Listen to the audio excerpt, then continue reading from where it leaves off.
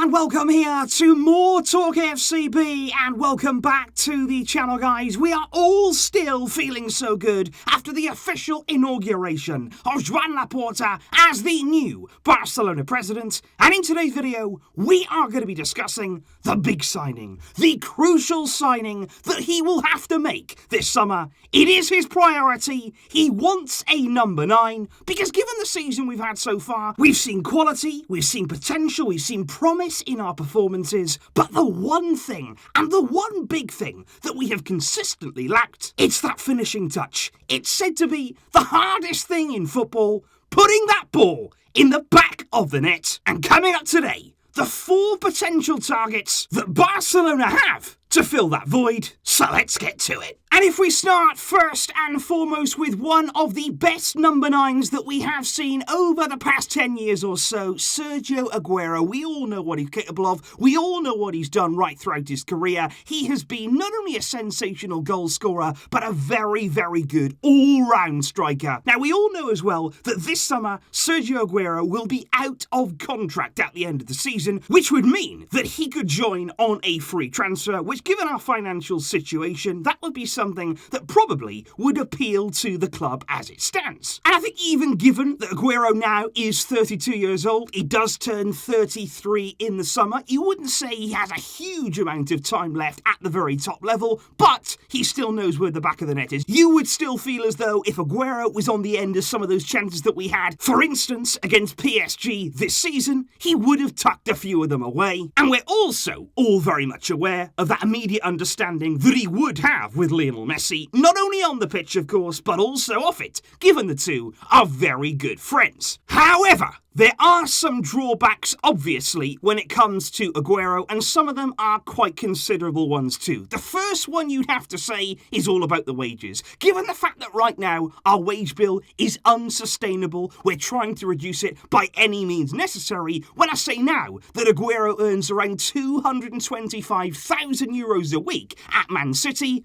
that would be a problem. You would feel as though Aguero, at the age that he's at the stage of the career that he's at, he would have to join here on a short-term deal and also significantly reduce his wages. But even then, for me, there is still that concern over his injury record. The fact that over the years he has been quite injury-prone. He has missed a significant amount of time with injury problems. This season, he's been limited to just 4 Premier League starts. Even last season, he only managed 18, less than half the games in a league season. And although in midweek, when Man City there beat Mönchengladbach in the Champions League, Aguero was subbed off, and I did feel quite sorry for him really, because as he was subbed off there, the cameras actually captured him saying, "They're just not passing to me." It feels like the end of a cycle for Aguero at Man City, but should his next destination be Barcelona? Which brings us now to the second potential name on the list. It is Memphis Depay, somebody there that we know all about. We were linked very, very closely to him last summer, and if it wasn't for our difficult financial situation, Depay would probably already be a Barcelona player. The deal was there to be done. The player wanted to join, and with Depay also, much like Aguero, out of contract this summer, and he's all but confirmed to leave Lyon, this deal, right now, it is far from off the cards. We're going to hear more about it. And the reason for that is that last night, big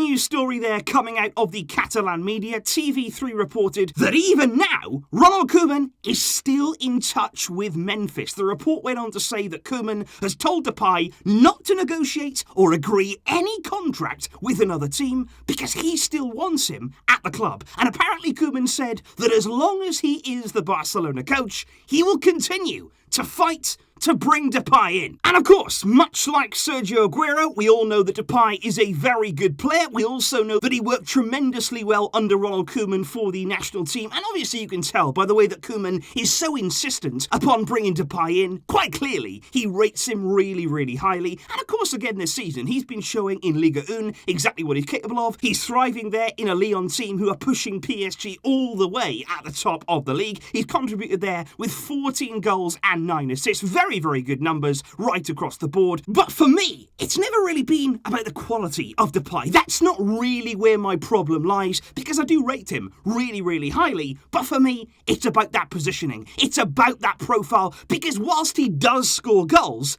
Is he that natural finisher? Is he that outright number 9 that we're looking for? We don't need a playmaker. We don't need somebody there who's going to drop deep and, get involved in all the build-up. We've seen how Griezmann has found that difficult this season. And for that reason, I would still just question whether Depay is that outright number 9. But when we move on to target number 3, there can be no doubts at all. Because this man is an outright number 9, and he is the best the world can offer right now. We are going to talk about Erling Haaland, the Champions League's top goal scorer this season, scoring 10 goals in just 6 games in the competition. He scored in both legs against Sevilla to send Dortmund there onto the quarter-final stage. And this man, he is in demand. He is scoring goals at an unbelievable rate domestically and in Europe, performing at the top level. He is already elite. But of course, because of that fact, there are many clubs indeed, all of the elite clubs that are going to be looking at Haaland this summer. It has already been reported that 6 clubs have already shown a strong interest in signing Haaland, either by way there of expressing that interest directly to Borussia Dortmund or going through and expressing it to Haaland's representatives. And it is very clear that Barca are going to face very big competition right across Europe, although, as we've said before, Laporta's personal relationship with Mino Raiola,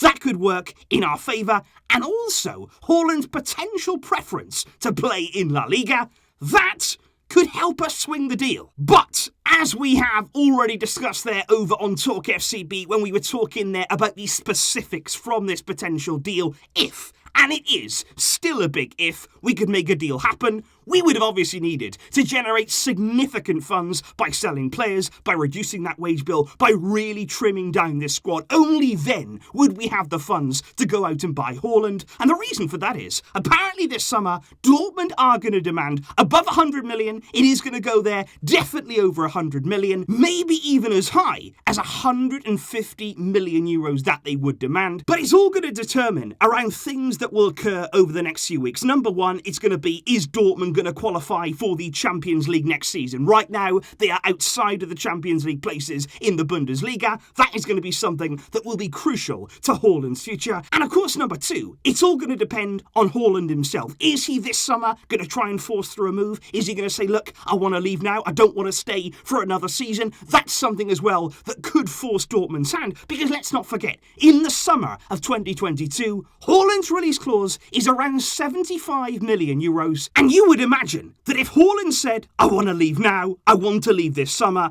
Dortmund would accept 100, 120. They would want that extra revenue to come in, especially if they weren't in the Champions League. Finally, though, we do have to talk here about our final alternative, and here we move from a current Dortmund centre-forward to a past Dortmund centre-forward, because I want to talk here about Alexander Isak, somebody who has gone under the radar, maybe a name that today you weren't expecting to come up in the video. And I almost feel as though watching Isak, looking at the way he's developed, the way his career has gone, it's almost like he is a bit of a budget Erling Haaland. And that's certainly no disrespect to him. It's certainly not a bad thing. He's very similar in profile. He's very similar there in stature. He's 6'4" tall, but at the same time, he's quick, he's agile on the ball, and he is a very good finisher, providing some good goal returns in previous seasons. He's also young as well, at 21 years old, but the one thing that you would say, of course, is that right now, he's not as proven as Erling Haaland. Far from it on the biggest stage, thinking there about Champions League, thinking of the kind of numbers that Erling Haaland has been putting up. But hey, what other youngsters are putting up those kind of numbers right now? And I think when you look at Isak in terms of the fact that he is developing quite nicely there at Real Sociedad in La Liga, he scored 9 La Liga goals last season, and he also played very well in the Copa del Rey against Real Madrid. This season, he's already bettered that goals tally. He has 12 goals already in 19 starts, and he's quite clearly a player there who is improving, who is getting better and better all the time. And I do mention him here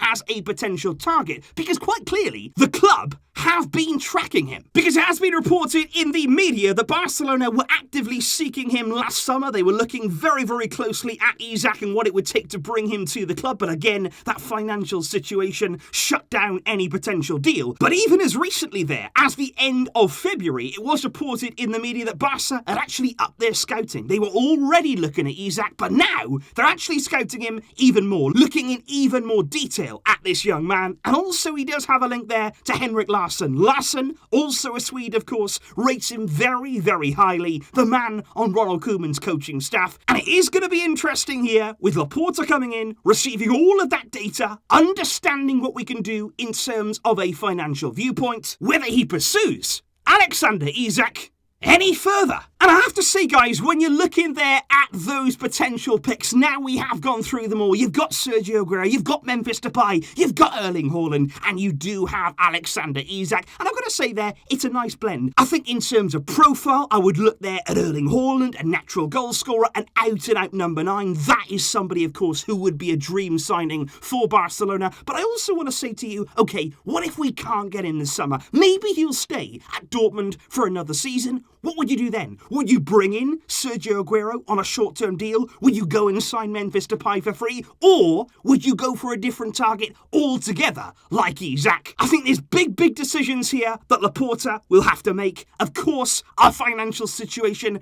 that in the end is going to dictate what we're able to do. And of course, right throughout the transfer window, every day we move closer to what is going to be a massive summer for this club.